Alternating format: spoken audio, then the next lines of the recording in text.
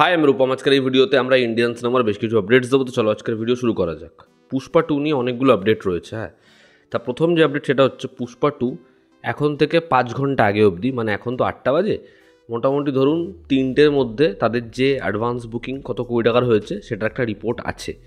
তো এই ছবিটা এখনও পর্যন্ত অল ইন্ডিয়াতে, মানে সাউথ নর্থ মেলালে ছবিটা মোটামুটি ব্লক সিট বাদ দিলে 48,43,00,000 টাকার অ্যাডভান্স বুকিং করে ফেলেছে, যেটা ব্যাপক নম্বর। এবং যদি ব্লক সিট আমরা ধরি তাহলে মোটামুটি 66,35,00,000 টাকার মতো অ্যাডভান্স বুকিং হয়ে গেছে। এটা হিউজ নম্বর। তো এই ছবিটা রেকর্ড তো বানাবেই, এবং যা যা রেকর্ড ছিল সেগুলো ভাঙতেও পারে। ছবিটার ডে ওয়ানের নাম্বার যে কী হবে সেটা এখন বোঝা যাচ্ছে। এই ছবিটা আস্তে আস্তে কত বড় ছবি হয়ে গেছে, এবং এই ছবিটার জন্য লোকের ক্রেজ অন্য লেভেলেই। কিন্তু এই যে পুষ্পার টিম, তাদের আনপ্রফেশনালিজমের শেষ নেই। আবার কমিটমেন্ট ইস্যু।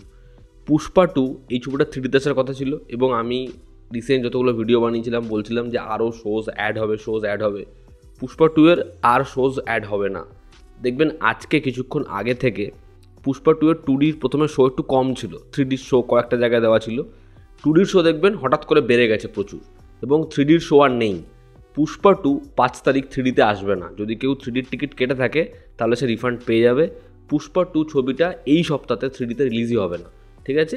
নেক্সট উইকে সম্ভাবনা আছে ছবিটা 3Dতে আসার, তবে এই সপ্তাহে ছবিটা 3Dতে আসবে না। ভাবুন, একটা ছবি, সেই ছবিটার টিকিট বুকিং শুরু হয়ে গেছে, তারপরে 3D শো বাতিল হয়ে যাচ্ছে।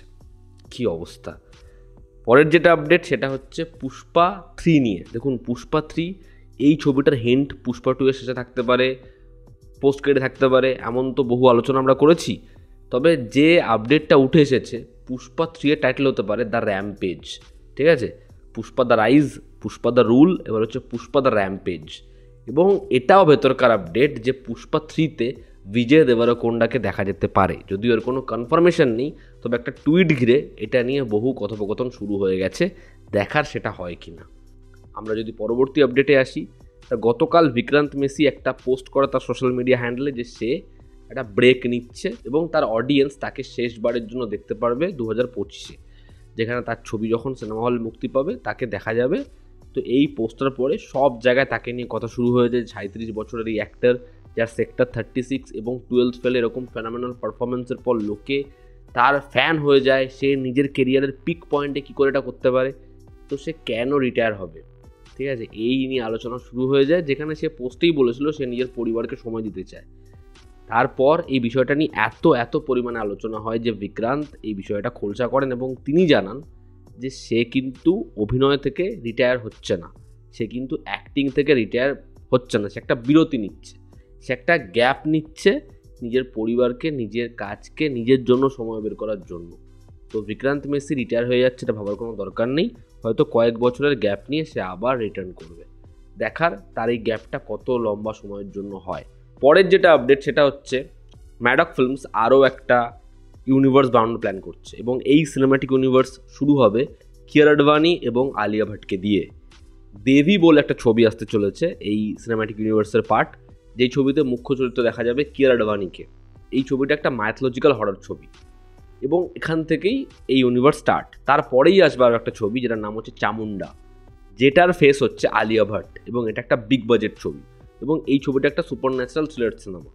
তো দেখার এই দুটো ছবি পরপর আসে, এবং এই দুটো ছবি কতটা আলাদা হয় তাদের এই যে স্ত্রী ইউনিভার্স সেটার থেকে, না এটা কানেক্টেড হয়, দেখার সেটা। তবে এই দুটো ছবির অ্যানাউন্সমেন্ট খুব শীঘ্রই হবে, এবং আগামী 2-3 বছরের মধ্যে এই দুটো বড় প্রজেক্ট আসবে। দেখার এই দুটো ছবি কি স্ত্রী ফ্র্যাঞ্চাইজির মতো এত বড় ফ্র্যাঞ্চাইজি হয়ে যায়, দেখার সেটা। অজয় দেবগনের রেড 2 এই সিনেমাটা আবার পোস্টপোন হচ্ছে। ছবিটার এবছর নভেম্বর আসার কথা ছিল, সেখান থেকে ফেব্রুয়ারি, এখন ছবিটা আসবে মে মাসে। পরের যেটা আপডেট সেটা হচ্ছে টক্সিক ছবিতে শোনা যাচ্ছে অ্যান্টাগনিস্টদের দলে জয়েন করতে চলেছে ববি দেওয়াল। হ্যাঁ, এই ছবিতে একটা হিউজ ফিমেল কাস্ট রয়েছে। তারপরে এই ছবিতে ববি দেওয়ালের নাম শোনা যাচ্ছে ছবির ফিমেল অ্যান্টাগনিস্টদের পাশাপাশি মেল অ্যান্টাগনিস্ট হিসাবে। দেখার ববি এই ছবির পার্ট হয় কিনা। আমি কয়েকদিন আগেই বলেছিলাম সোনুকে টিট্টু কি সুইটির পার্ট 2 আসতে চলেছে। কার্তিক পরপর সিকুয়ালের ওপর সিকুয়াল করেই যাবে। লাভ ফিল্মস এবং টি সিরিজ আবার একসাথে হয়ে এই ছবিটা প্রডিউস করবে, এবং লভ রঞ্জন এই ছবিটা স্ক্রিন প্লেতে কাজ শুরু করে দিয়েছে। ছবির যে আইডিয়াটা সেটা শুনিয়েছে কার্তিককে, কার্তিকের পছন্দ হয়েছে। তবে বলে রাখি, আগের পার্টের কন্টিনিউশন এটা নয়। এখানে সব নতুন ক্যারেক্টার দেখা যাবে, যেরকম প্যার কা পঞ্চনামা, প্যার কা পঞ্চনামা 2, কিছু জিনিসপত্র রিপিট হতে পারে, তবে মোট কথা হচ্ছে এটা কন্টিনিউশন নয়।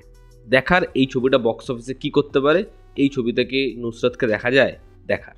12ই ডিসেম্বর রজনীকান্তের জন্মদিন। রজনীকান্তের জন্মদিনের দিন তার আপকামিং ছবি কুলি এবং জেলার 2 এর ম্যাসিভ অ্যানাউন্সমেন্ট বা প্রোমো আমরা পেতে পারি। দেখার সেটা আমাদের এক্সাইটমেন্টকে কোন জায়গায় পৌঁছে দেয়। তো এই ছিল আজকে লেটেস্ট আপডেটস। অনেকগুলো আপডেট দিলাম, ভালো লেগে থাকলে লাইক করো, শেয়ার করো, সাবস্ক্রাইব করো, তোমাদের কি অপিনিয়ন জানিও। জনতা আমাদের পাশে আছে, আবার দেখা হচ্ছে। Take care.